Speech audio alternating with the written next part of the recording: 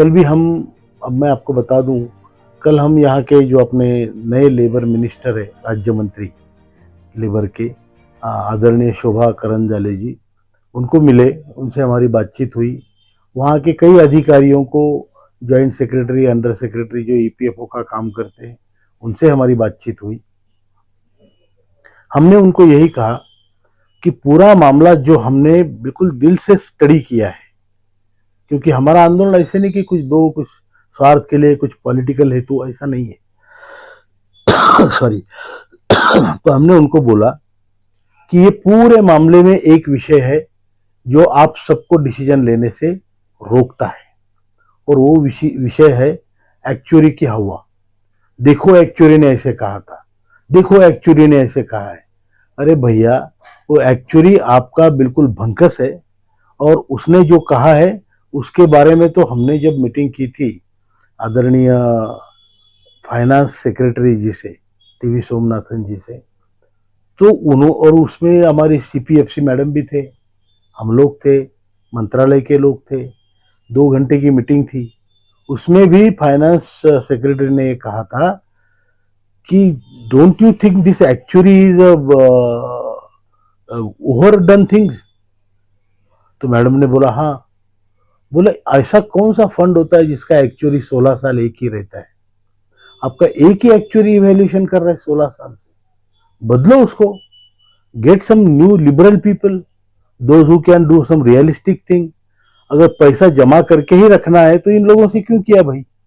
अगर इनके काम ही नहीं आएगा वो, तो उनसे पैसा जमा क्यों किया? उनके जो ट्रस्ट में जो मेंबर्स होते हैं, उनके हित की भी तो बात होनी चाहिए ना। पैसा जमा करके क्या करोगे आप? तो ये चीजें उन्होंने भी कही थी। और ये एक्चुअली का जो, जब तक ये हुआ, ये लोग समझेंगे नहीं कि ये एक प्रकार का डिकॉय है, एक प्रकार का उनको भटकाने का एक मार्ग है। देखो इसमें ऐसा लिखा है। अरे भाई, एक्चुअली कुछ भी लिखेगा, डिसीजन लेने वाले तुम लोग हो। तुम्हें हमारा भला बुरा, अपने देश के लोगों का हित समझता है, वो करना चाहिए। 48 लाख परिवार है जो रिटायर्ड का गवर्नमेंट का डायरेक्ट उसके भुक्तभोगी है, और 7.5 करोड़ अंशदान करने वाले हैं, जो जिनके या ये 78 लोगों के ऊपर उनका भविष्य निर्भर है। तो इनडायरेक्टली उन लोगों का भी इसमें फायदा नुकसान है। सरकार को करना कुछ नहीं, उन्हीं के पैसे उनको देने की सहूलियत करनी है। और जो ईपीएफओ जो हवा बनाता है, नहीं, हमें तो देखिए, हम आशावादी लोग हैं। हमें ऐसे लगता है सरकार इन चीज़ों से कुछ सीख लेगी। हालांकि हम बहुत छोटे लोग हैं, हम इतने बड़े राजनीतिज्ञों को सीख नहीं दे सकते, एडवाइस जरूर दे सकते। ईपीएस 95 का मुद्दा आप लोगों ने, हम सब लोगों ने मिलके बहुत बड़ी फाइट दी थी। इलेक्शन तक ऐसे लग रहा था कि आज होगा, कल होगा, अभी मंत्री बुला रहे, अभी ये होगा, मंत्री जी ने ये कहा, वो कहा। लेकिन और लोगों की आशाएं इतनी ऊंची, इतनी बड़ी थी कि लोगों को लग रहा था अभी होगा, शायद शाम तक हो जाएगा। इसके तो आप भी साक्षीदार है। लेकिन दुर्भाग्यवश शायद सरकार को, गवर्नमेंट को ये समझ में नहीं आया कि इन लोगों की ताकत क्या है। मैंने पहले भी आपके इंटरव्यू में कहा था कि इन लोगों की जो ताकत है, ईपीएस 95 के पेंशनरों की, इसको आप ऐसे मत गिनो कि कितने लोग जमा होते हैं। ये लोग जमा नहीं हो पाते क्योंकि पैसा नहीं है। लेकिन आज सोशल मीडिया इतना बड़ा माध्यम है कि हर घर में हर चीज पहुंच जाती है, और फिर जगह जगह पे लोग सभाएं लेके उसका प्रचार प्रसार भी करते हैं। तो जो चीज आप कवर करते हैं वो तकरीबन सभी लोगों के तक पहुंच जाती है, और लोग उस हिसाब से अपना खुद का जो दिमाग है उसको इस्तेमाल करते हैं। तो आपने देखा कि लोगों की इतनी बड़ी आशा जिंदा होने के बावजूद, आशा लगी होने के बावजूद, जब काम नहीं हुआ तो लोग निराश हो गए। और वो निराशा जो है वो बाहर आई किसी तरीके से। हालांकि हमने संगठन की तौर पे किसी पॉलिटिकल पार्टी को मतदान करो या ना करो, या किसी को सपोर्ट करो, ये फैसला कभी लिया नहीं, और ना कि हम उस हिसाब से सोचते भी थे। कई लोगों ने मुझे बताया कि आप अभी ऐसा करो, आपका काम किया नहीं, इनके खिलाफ जाओ।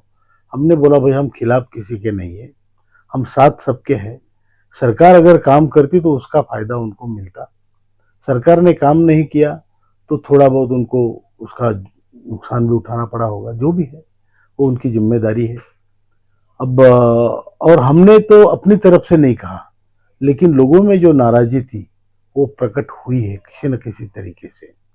अच्छा हुआ बुरा हुआ ये मैं नहीं जानता, लेकिन नाराजी प्रकट हुई है। अब इसमें ये भी हुआ कि चलो भाई इलेक्शन के बाद कर देते, कम से कम कहीं अनाउंसमेंट कर देते।